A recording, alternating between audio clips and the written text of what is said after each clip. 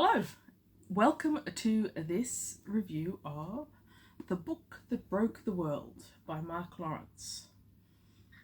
Gorgeous cover, second in the Library Trilogy. Thoroughly enjoyed it.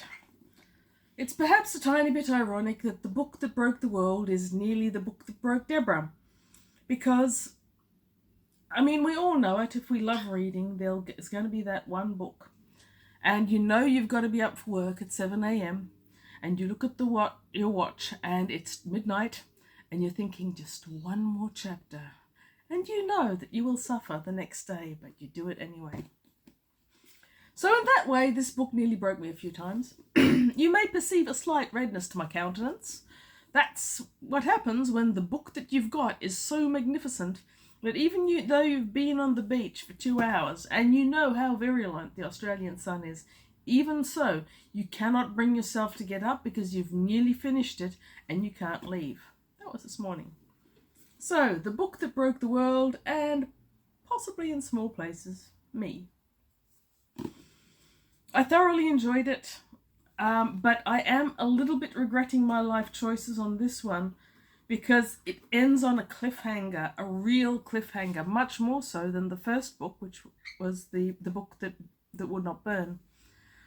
And this second one is the most recent we've got. The third one isn't published yet, and it may be months. And I knew I was taking this chance when I got it, but I enjoyed the first one so much that I couldn't wait, and yeah. So anyway, this review, I'm aiming to be not very spoilerish for this novel, but it probably is very spoilerish for the first one, The Book That Would Not Burn. That's because this one carries on from the first one, and you can't really talk about this one without talking about events that are foreshadowed in the first. So if you haven't read the first and you think that you might soon, you should definitely go and do that. And then you should go and watch my review for The Book That Would Not Burn, and then you should come here and watch this one. Happy reading. I enjoyed every minute. I hope you do too. With this book, we start with two new characters, rather than picking up again straight away from the first book with our main characters being Elvira,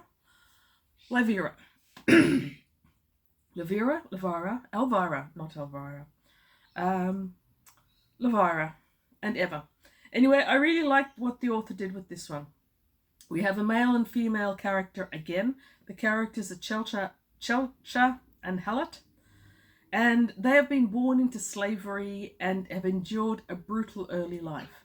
This is fantasy for adults because the brutality that they suffer as slaves, I think, probably comes from someone who, from the pen of someone who is addicted to reading Holocaust stories at some stage.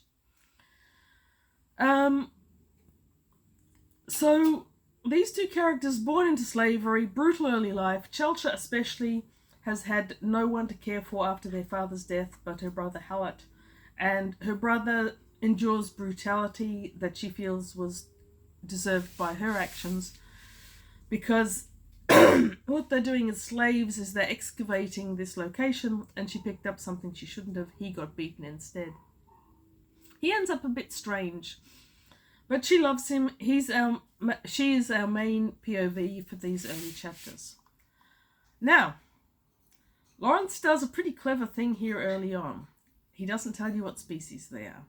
The slavers are Sabbers, but what species are the slaves? Lawrence is tricksy when he talks about species throughout the first book. The whole Sabber human reveal, Sabber human, Sabber Cannith reveal was a big part of that early story. And the reader can feel in the beginning of this book that he's tricking us again. A Chelcha and Hallett a Cannith? Are they a human? There's hints either way. There's talking about slavers or enslaved being taller, which would be Canniths. There's talk about slaves being stronger, which would be Canniths. A mention is made of fur, Canniths. He keeps you guessing. And I did enjoy that. So the species reveal happens around chapter 2. And he's already toyed with you a few times by that stage. You're sure you know what it is. But that species reveal becomes integral to the whole rest of the book, to the stories. Even when it fades into the background of events, this species reveal is still central to the plot, and I'm not going to tell you what it is. The other way that Lawrence toys with us at the beginning of this book is with time. When are we? We, the readers, already know that the library can mess with time by going backward and forward. The exchange even more so. I still love the exchange. The exchange appears a little bit less in this book than it did in the first book, but we learn more about it and its nature and how that's connected with the library. The exchange, for those who haven't seen my first video, why aren't you going and watching it first, by the way, is that the concept, I'm pretty sure, comes from The Magician's Nephew, one of the C.S. Lewis books. It's an area that can go between time in a big way, and a big and unexpected way. Part of the first book was Eva and Lavira learning all about the exchange. So when are we when we start this book? We don't know. Chelsea and Hallett are in the desert and they're digging, and eventually they find books. So is that the library? We suspect not. And that's confirmed later when they're taken to the city. As the second book in this, you know what? It's a great book. I loved every bit of it. There's a huge number of plots. You've got Chelsea and Hallett, and where they go is twisted and dark and weird, and you can see it coming. You can see it like a train heading towards a brick wall, and you can't look away. But we also have all the others.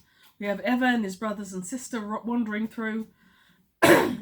His sister Clovis has a completely unexpected subtext with one of Lavara's friends at one point. Once again, back out in the dust. People get shoved through gates here, there, and everywhere in the library. The city burns. It has many times before.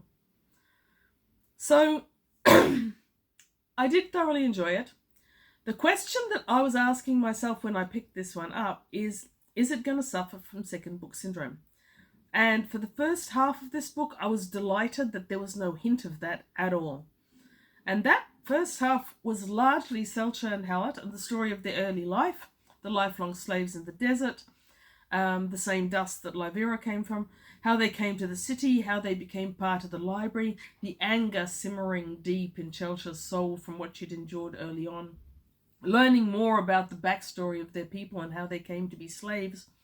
All these interesting things, and we see a lot more of the library. We see into chambers that we haven't seen before. We see hints of species we haven't seen before. I don't think we've seen them before, and a whole heap of different things.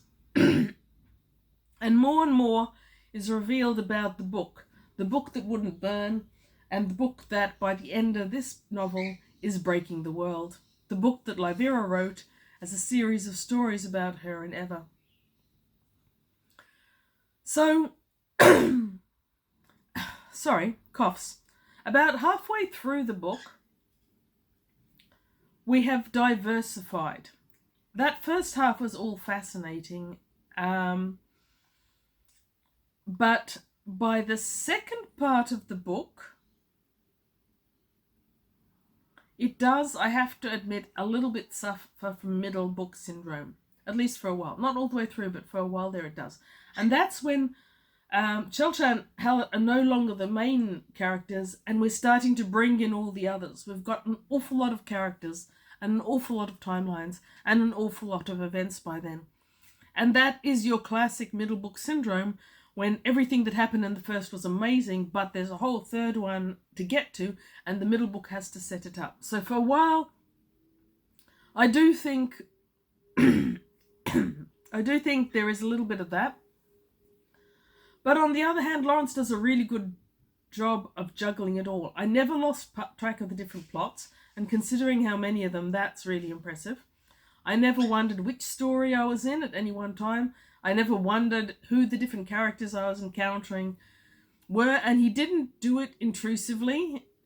The chapters start with a name, and that helps, but he somehow never felt like he was telling us where we were at, because otherwise we wouldn't know. It always felt like we would have known. So,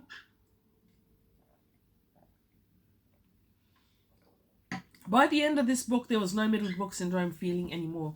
There's this one scene especially that I'm not going to reveal, but it reminded me a lot about early books that were talking about the Egyptian Book of the Dead, and how you go to this amazing chamber after death and you have the gods talk about who you were and where you're going next. That's an aside. Okay. It's kind of hard to describe where we end up here. By the last few chapters, we've cracked the plot that is below the plot that is superficially in this book. The plot's below the Canath versus human warfare, below the different alien species, below the strange things that are happening with the library and what the exchange is all about.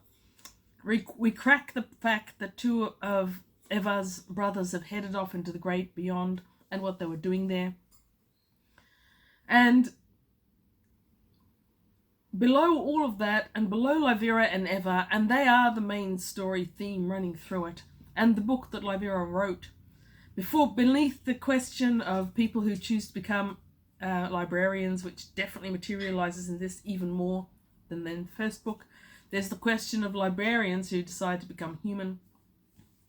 But below all that, there's this huge, monumental, overriding story arc that doesn't really finish in this book. I think, in a way, Chelcha and Hallett's story arc does, but the overall story arc of all the trilogy, I feel, is primarily revealed right at the end of this book.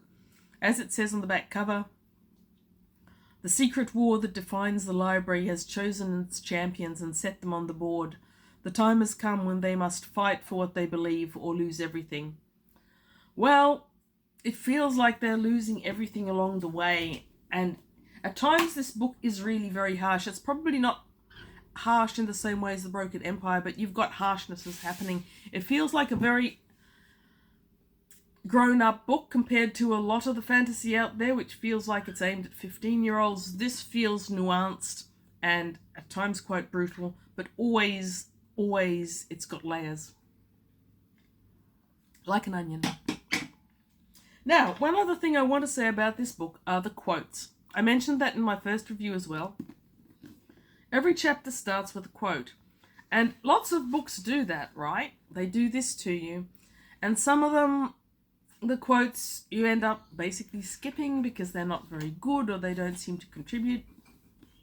Mark Lawrence's quotes have me sitting on the edge of my seat waiting for the next one. I actually plunge into a next chapter with enthusiasm because I know a quote is waiting for me. And they just keep coming, and they're and they're great. So, chapter 1, the quote is not only insightful to what's going to be happening inside the chapter, but it also sets us up for the first chapters of meeting our new protagonists and what's happening to them. So I'm going to read this one. The greater tragedy of our world is not the victims of cruelty, but that so many of those victims would, given the opportunity, stand in the shoes of their oppressors and wield the same whip with equal enthusiasm. By Excavating Crath, by Anthony Robinson. So, I don't get the reference of the book it's quoting or the author, but I really love the quote. It's so very relevant. Another one I really enjoyed was chapter 18.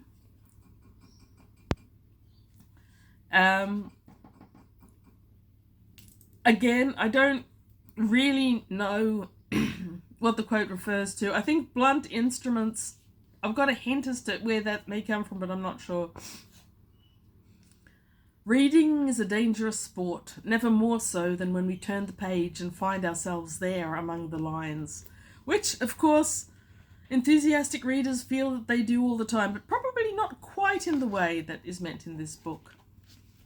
Then we've got chapter 32.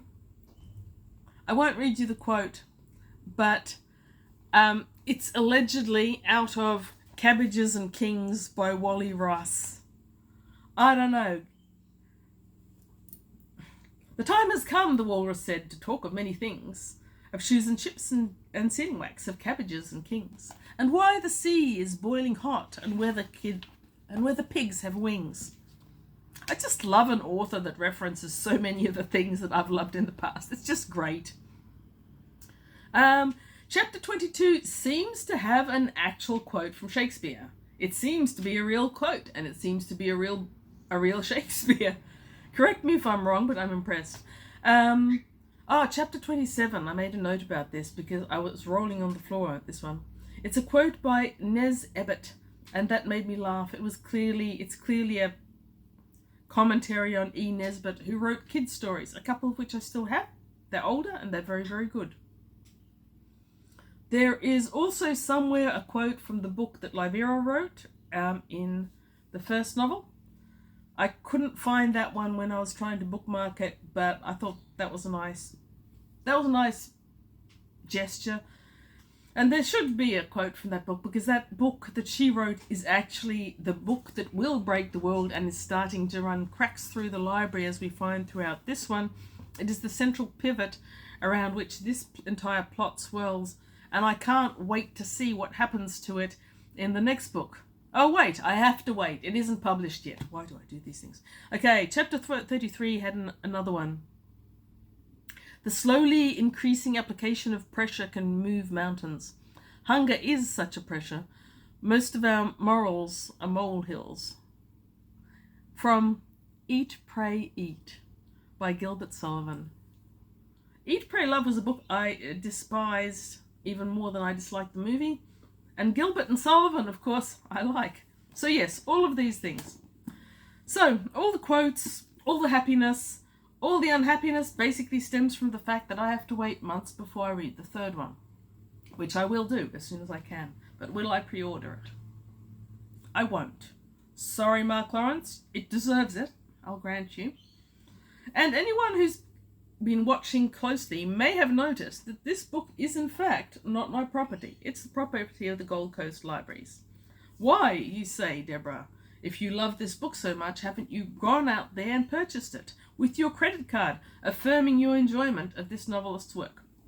Well, the problem in that is in sizing. I don't know where the first book is, but the first book is about this size, and the second book is about that size. And all my custom-made bookshelves back there are designed for more or less this size. Certainly not this size, and not hardbacks, not massive folio. I can't remember what size they're meant to be called books. I like paperbacks. That's what I enjoy reading. I can bear with these ones, but I don't want to own it. I want to wait for the other book. Now, I went up and down the coast. I stopped in every bookshop that I know that sells new books, and I couldn't find a single copy of the book that broke the world in the size that I wanted. I did finally find someone at QBD who could explain to me why not. Apparently, they come out in this size, and the publisher doesn't go and give you a proper this size book until after it's been out for a while. I've got no idea why they do that. I do not approve. I do not appreciate. But that means that I'm going to have to wait to own this book. When it comes out in a size that'll fit on my bookshelf, I'll buy it. And I'm afraid that I'm probably going to have to do that same thing with the third of the Library Trilogy. Read it as soon as I can, and then wait to buy it when it comes out in what I consider the proper size for a book. So, thank you for watching.